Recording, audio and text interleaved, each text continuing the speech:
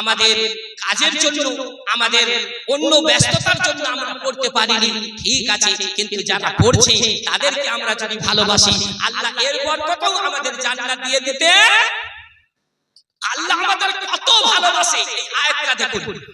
ভাইরা আমার, আল্লাহ রাব্বুল আলামিন বলেন ওয়াশ-শামসি ওয়া দুহাহা ওয়াল কামারি ইযা তালাহা ওয়ান নাহারি ইযা জালাহা ওয়াল লাইলি ইযা ইয়াগশাহা ওয়াস সামাই ওয়া মা বানাহা ওয়াল আরজি ওয়া মা তাহাহা ওয়া নাফসি ওয়া মা সাওয়াহা ফাআলহামাহা ফুজুরাহা ওয়া তাকওয়াহা। আল্লাহ পাক সাতখানা কসম খেয়ে বোঝাচ্ছে দেখুন। আচ্ছা বলুন, আল্লাহ যদি কসম না খেত তাহলে আমরা বিশ্বাস করতাম না কোরআনের কথা? এই বিশ্বাস করতাম না? আল্লাহ কসম নাই বা খেলো তাহলে কোরআনের কথা বিশ্বাস করতাম না? করতাম। মানুষ কসম কখন খায়? বলে আল্লাহর কসম, খুদার কসম, তোর মাতার কসম। আমার মা বোনেরা মাঝে মাঝে বলে মা খাতির কসম, বলে না? বলে না? কসম এই খাই না, খাই না। কসম কেন খায়? কথার ওজন বেড়ে যায়, সামনেওয়ালাকে বিশ্বাস করার জন্য বাধ্য করতে হয়। সে বিশ্বাস করে যাতে করে সে আপনার কথাটা আরো বেশি গুরুত্ব দেয়, এই জন্য কসম খায়। আমার আল্লাহ কসম খেয়ে বোঝাচ্ছে। Allah Quran Sharif said that Allah grants every facility for you. He does not want to put you to difficulty. Allah কসম খেয়ে খালি চিন্তা করুন, আল্লাহ কসম খাচ্ছে মানে কত বড় কথা। আচ্ছা, যেগুলো সামনে জায়গা খালি আছে পুরো করে দেন। জি, আরে বাবু, সামনে জায়গাটা পুরো হলে দয়ার নবীর একটা শূন্য জিন্দা হবে। চাঁদাতে ভয় লাগছে নাকি? এই মুসলমান ভয় পাবার জাত, जो डर गया, কথা বলুন, जो डर गया। মুসলমান কি ভয় পাবার জাত? আপনারা ভয় পাবেন? আর যাদের মন ভরে গেছে বাড়ি চলে যান। জলসা শোনা ফরজ না ওয়াজিব? কিচ্ছু নাই, ঘরে চলে যান। আপনাদের এখানে জলসা কি রোজ হয় না প্রত্যেক মাসে হয়? বছরে একদিন জলসা হয়। কি কষ্ট, কিরম সাজিয়েছে দেখুন না। আল্লাহু আকবার। মেয়ের বিয়েতে এত সুন্দর সাজাই, এত সুন্দর মজমা ছেড়ে যাবার মন হয়। আরে উলামায়ে কিরামকে দেখাও তো, জিন্দা জিয়ারত করাও তো, এটা সওয়াব, এটাও তো সওয়াব। যদি আপনাদের বসা না ঠিক হয় তাহলে কথাটা কাকে নিয়ে বলবো? উলুবনে মুখ তো ছড়াবো। আল্লাহ পাক দু চার কথা বলাতে যদি মাদ্রাসার কিছু কাজ হয়ে যায়, এতে আপনারা খুশি না অখুশি? এই এতে আপনারা খুশি না অখুশি? তাহলে আস্তে করে তাকবীর দেন তো, নারায়ে তাকবীর, মুহাব্বতের সঙ্গে নারায়ে তাকবীর।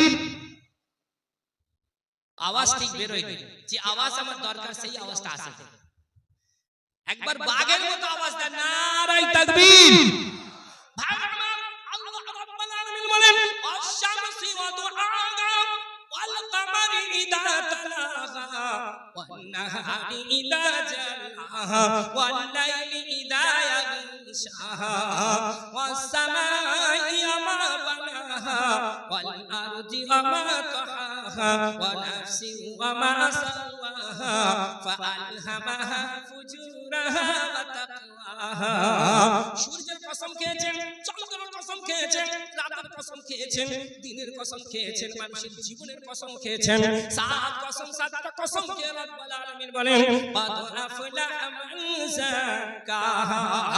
যে মানুষ এই পৃথিবীর মাটিতে আল্লাহর কুদরত থেকে, হাদিস কুরআন থেকে জীবন আত্মশুদ্ধি করতে পেরেছে, সেই মানুষ আমি আল্লাহ আমার কাছে তার মূল্যায়ন হয়েছে। একবার চিল্লে বলতে হবে সুবহানাল্লাহ।